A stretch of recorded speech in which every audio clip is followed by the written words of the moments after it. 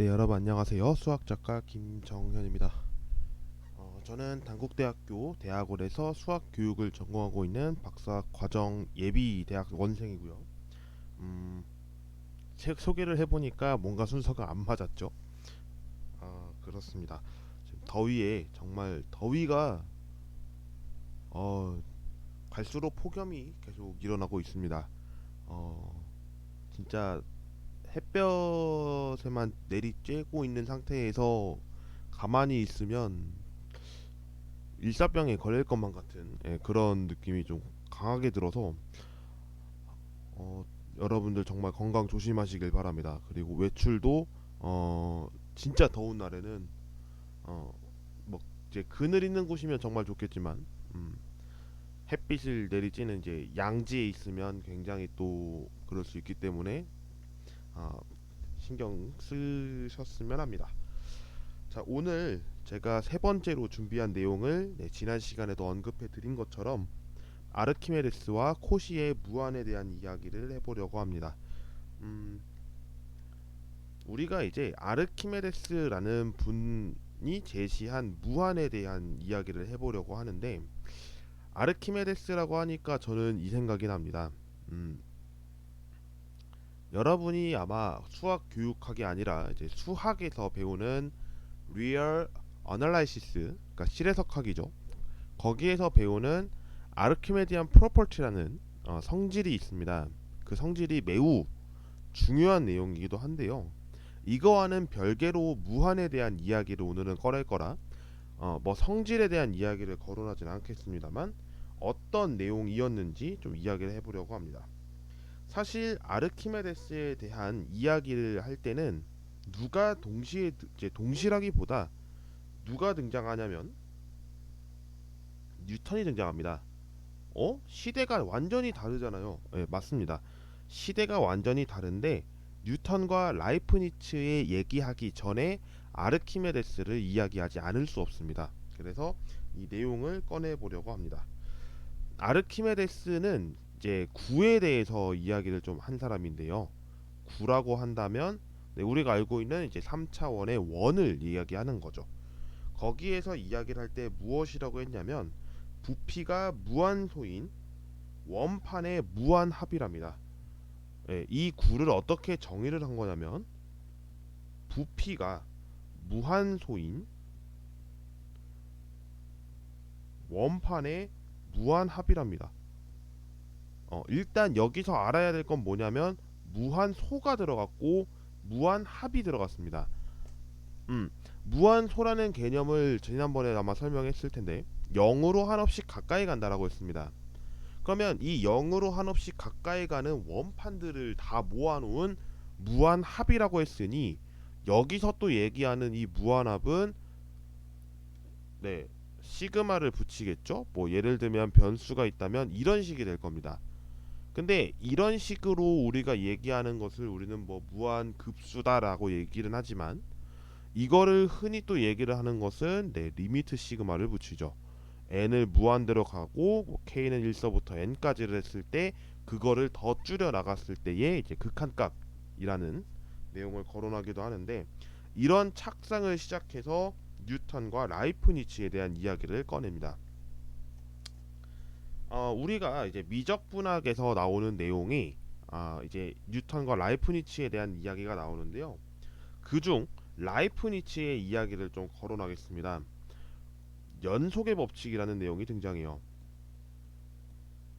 이거를 우리가 이제 영어로도 나와 있는데 The Law of Continuity 라는 연속의 법칙을 씁니다. 이 내용을 설명드리면 크기를 할당할 수 있는 양에서 크기를 할당할 수 없는 것으로 옮겨갈 수 있다라는 법칙을 라이프니츠가 제시를 했고요. 우리가 이제 연속의 법칙이라고 했을 때 그러면 이런 이야기를 하죠. 연속 함수를 얘기하는데 연속 함수의 정의가 어떻게 되느냐를 물으면 우리는 이어지면 연속이다라고 이야기하지만 사실상 대학에서 이어지면 다 연속이었나요? 그걸 수학적으로 객관성 있게 표기하기 위해서 입실론 델타라는 조건을 쓰고 그와 관련한 알맞은 부등식을 가지고 연속이다라는 것을 보여주죠. 이런 것처럼 라이프니츠가 제시한 거에 대해서 결과적으로는 이 무한소 계산법을 확립시키고 보급시키는 데는 성공을 했지만 개념적인 해명은 미뤘습니다. 그래서 연속을 제가 아까 설명했던 입실론 델타는 라이프니츠가 설명한 것이 아니라 그 이후에 설명된 내용이다 라고 보여주면 되겠습니다. 그 다음 제시하게 되는 코시를 보겠습니다. 코시는 여러분이 또 수학에서 나타나는 것 중에 하나가 이제 복소수죠. 죄송합니다. 복소수가 있는데요. 이 복소수를 제시한 사람이 사실은 코시라는 사람이 많이 만들기도 했죠. 근데 여기서 얘기하는 이 코시의 무한은 다른 내용입니다.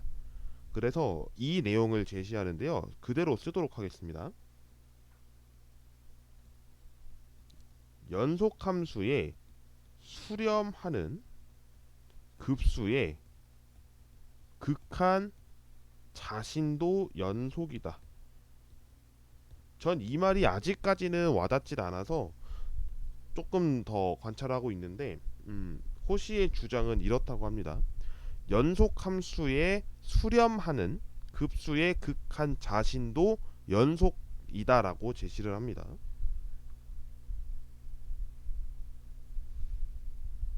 근데 이거를 저는 이제 정확하게 얘기를 할 수 있을 것 같아요. 여러분이 이규 있죠? 어디서 많이 보았을 텐데요. 바로 미분과 적분일 겁니다. 네, 이 dx라고 하는 이 부분이 d는 왜 들어갔지라고 하시는 분들이 좀 많을 텐데 특히 고등학생은 많을 것 같아요. 이 d는 derivative의 약자를 써서 d를 썼습니다. 그리고 혹시나 이기호 있죠? 이기호가 들어가는 게 있어요. 이거는 고등학생들이 배우진 않고 대학교 다변수함수의 미분법에서 나오는 등장기호인데요. 이거를 교수님마다 또 다르게 읽으시더라고요. 퍼셜이라고 읽는 분들이 있고 라운드라고 읽는 분들이 있습니다. 근데 미분을 할 때는 우리가 라운드를 읽지 않고 퍼셜로 읽습니다. 이거는 좀 짚고 넘어가고 싶습니다.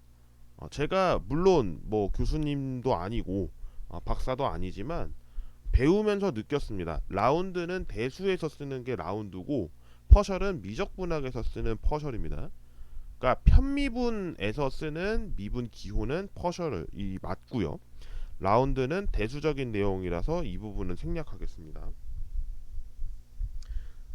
그래서 지금과 같은 이기호가 등장하기까지 미적분 기호에 대해서는 의미가 많이 변했죠.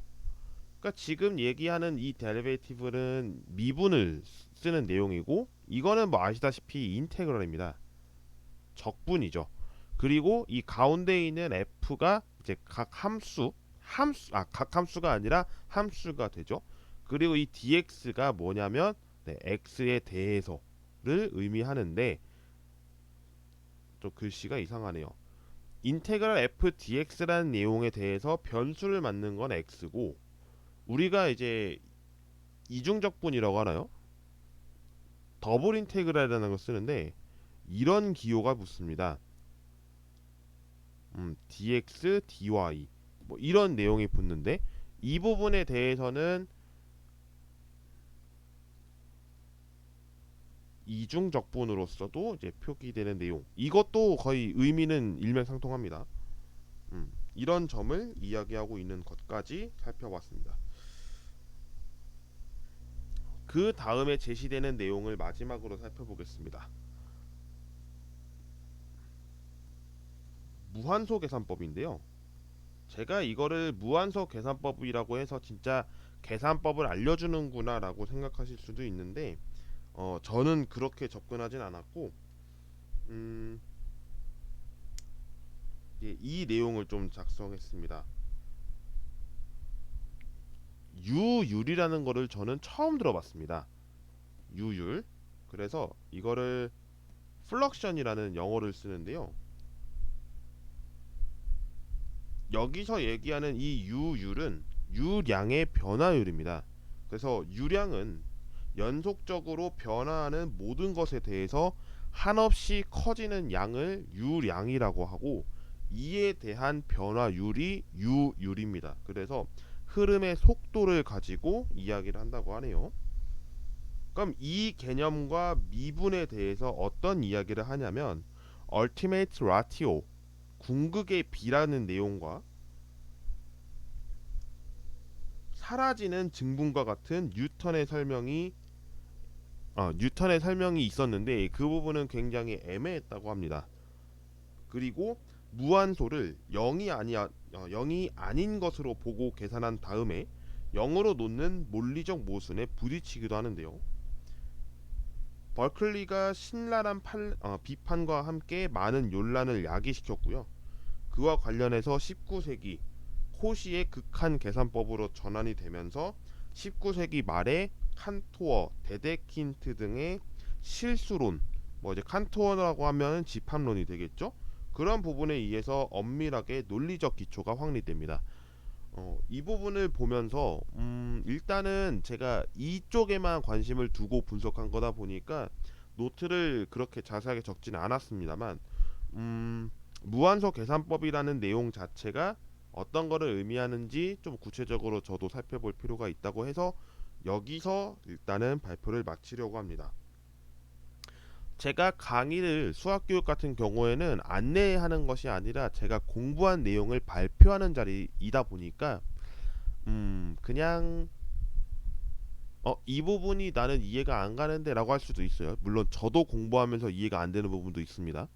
하지만 계속 공부를 해나가다 보면 분명히 뭔가 쌓일 거라고 생각을 하고, 거기서 더 연습하는 내용이 좀 필요하다고 생각을 해서 음, 그래도 자신 있게 발표하는 게 좀 중요하다고 생각을 한 나머지 촬영을 좀 하고 있는 상황이었습니다. 그래서 세 번째 영상까지 오늘 마무리를 지어 보고요. 네 번째 영상에 대한 이야기를 좀 이야기하고 마치도록 하겠습니다. 네 번째는 뭐 그 뒤에 이야기이기도 한데요. 이제 무한 집합에 대한 이야기를 거론하겠습니다.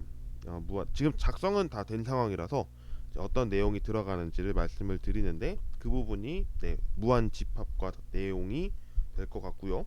유클리드 원론에 대한 이야기도 잠깐 거론하겠습니다. 그래서 네 번째 영상을 다음 차시로 미루고 오늘 영상은 여기까지 촬영하도록 하겠습니다. 시청해주신 모든 분들 감사드리고요. 다음 시간에 뵙겠습니다. 감사합니다.